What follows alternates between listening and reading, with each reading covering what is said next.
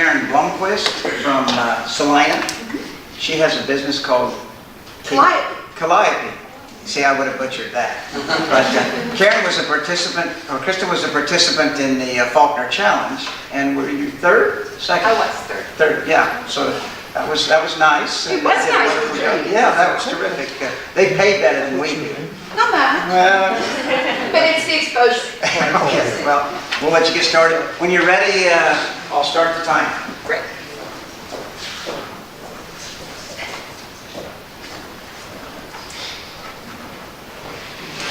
Okay? Good evening. I'm here to talk with you about Kalliope Bath & Body Products. It's a company that I've started. I suspect that this morning, or at some point today, every single one of us, hopefully, had an encounter with soap. But what if your encounter with soap was more than just an opportunity to get clean? What if it invited you, every time you picked up that bar of soap, to remember to be grateful for something that happened today, or reminded you of someone that is an inspiration to you in your life? That's what Kalliope is intended to be. It's much more than soap. Kalliope is one company. I have two brands. I have the original brand Kalliope, which is a brand that I developed from start to finish. And Gratitude is a brand that I acquired in December. It has some history. I'm in the process of relaunching it. Both brands are currently available. Well, Kalliope is available online. Gratitude will be online, available in June. So why cosmetics? Why indie cosmetics? Well, the personal care market in the United States is large, and the indie beauty is really disrupting the market. The total market for personal care in the United States is over $40 billion. The premium segment of that market is $10 billion, and the indie market, which is where Kalliope sits, is about $160 million.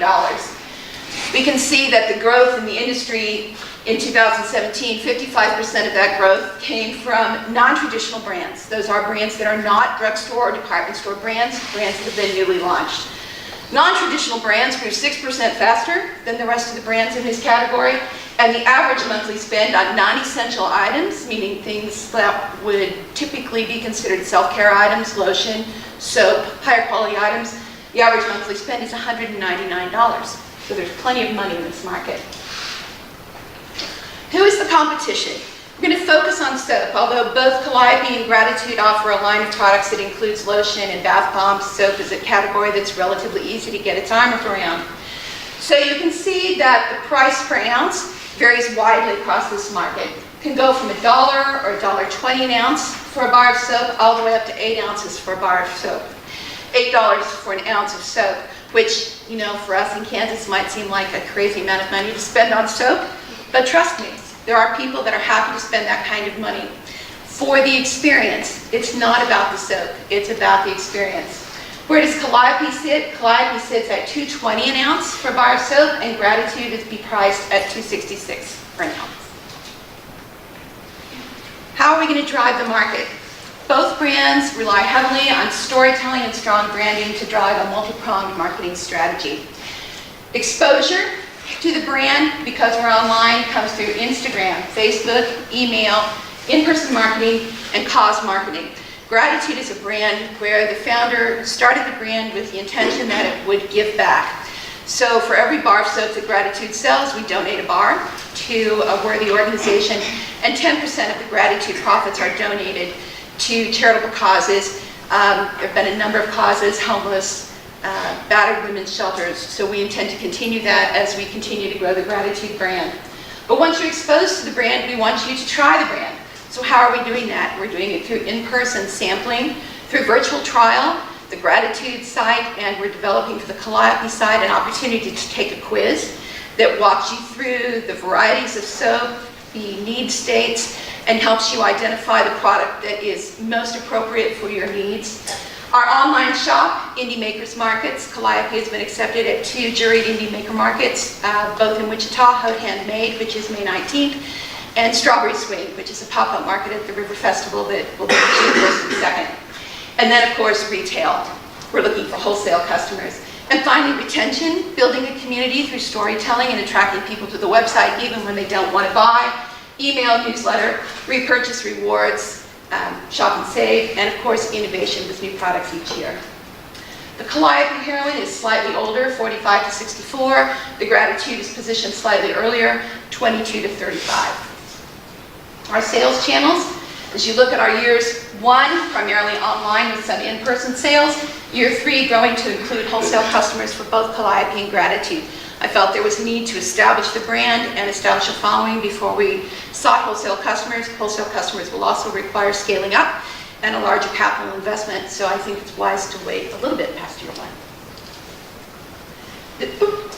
Our 3-year projection, growing sales from 75,000 this year to 275,000 by the end of year 3, with earnings before interest and taxes going from 1,100 to 100,000. That's my cue. You can look at this lovely picture. I'll just click through to the end. There you go. What questions can I answer? On chart tape, will you sample? I have lots of samples. Are you making your soaps? I make everything's handmade. I craft it all. I do it. Okay. In a dedicated space. I felt it was important to be able to comply with BIM manufacturing practice requirements. So I have a dedicated space where the only thing that goes on in the space is making product. Are you doing pop-up shops? Are you doing farmers markets? I'm not doing farmers markets. I'm doing indie maker markets, and because of the price point of the brand, it's not a price point that will probably have mass appeal at a place like farmers markets. So I am limiting my makers markets to specifically indie makers with handmade products. And your packaging, when you talk about your cost, that's your packaging, that's your product. That's everything, that's all in. So every product is priced with at least an 80% margin. So when we're selling at, so Kalliope sells at $8.75 for a bar of soap, Gratitude sells at $12 for a bar of soap. The cost for a bar of Kalliope soap is $1.78, and the cost for a bar of Gratitude soap is $1.89. So you started this company I did. yourself. What prompted you to do this? Oh, that's a story. So I'm a lawyer by training, and I spent a lot of years working in the pharmaceutical industry. My last job was with Pfizer. We were in Denmark, and I was running the retail business for Pfizer. When we came back home, I was just kind of done being a lawyer, and I wanted to do something different. And cosmetics, pharmaceuticals was a place where I felt there was space because the market's growing. I know manufacturing, I understand the retail business and online business, and it's something that interests me. So I decided I'd start my own business. So are you going to sell online?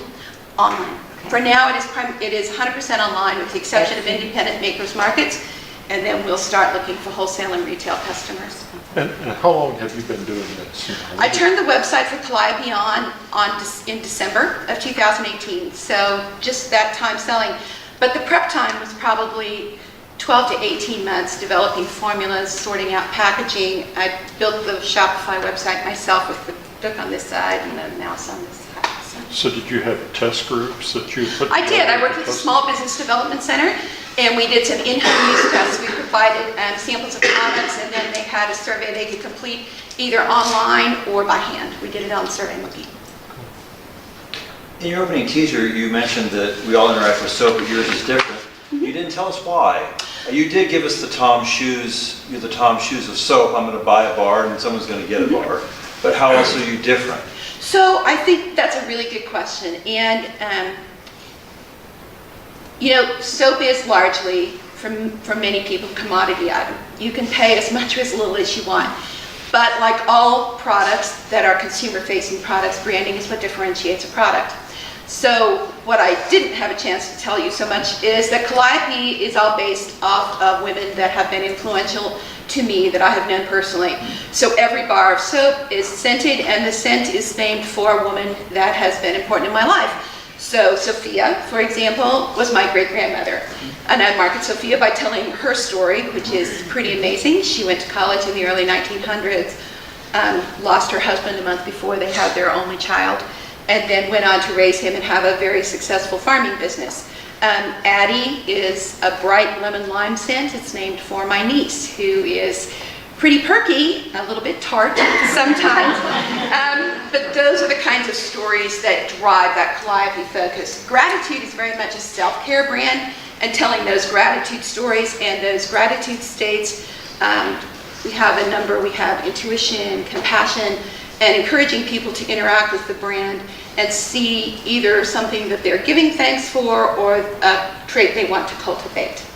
A question about growth. Sure. Absent being on Ellen, as another Hayes resident or Kansas resident was, or being one I of saw Oprah's that. favorite things, how are you going to spark interest in word of mouth?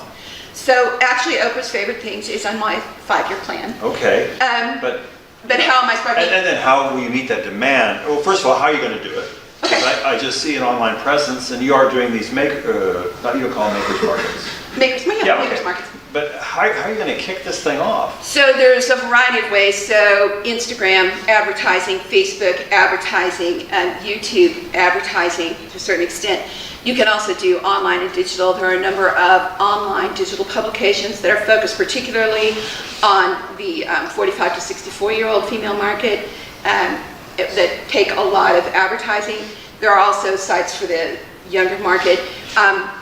I happen to have a large personal network that I'm working pretty hard, Okay. and started with an email newsletter focused on about 100 to 150 women and individuals that I've become acquainted with through the years, so starting there and growing. And then also working with a branding agency and a digital development agency to really drive that digital strategy, which will be both paid and native placement, Okay. and then some public relations, like sending things to Oprah. Okay. Yeah. Maybe I missed it, but what are the capital requirements, or what are you looking for? So the capital requirements right now, I've invested $20,000 in the business. $10,000 of that was the gratitude purchase. The other 10 was just equipment and raw materials. It's actually a fairly low capital intensive business. The barriers to entry are low. As you grow, the capital needs increase. I have applied for and have funding for $50,000, which I hope I don't have to spend all in the first year, but that'll allow me to scale up things like larger tanks for melting wax and holding soap, bottler so that you get, it's easy to measure the amount that goes in a bottle, a labeler so that the bottles roll through the labeler, and then just some miscellaneous equipment like drying racks and stacking. $50,000 should be more than enough until we move to the point where we need to have a seriously large expansion, and at that point I would not desire to own my own manufacturing business. My plan is to outsource manufacturing. So you're currently doing it in your home? And not my home, but it is a rental property that is the only thing that goes on there is this business. Thank you, Kristin. Thank you.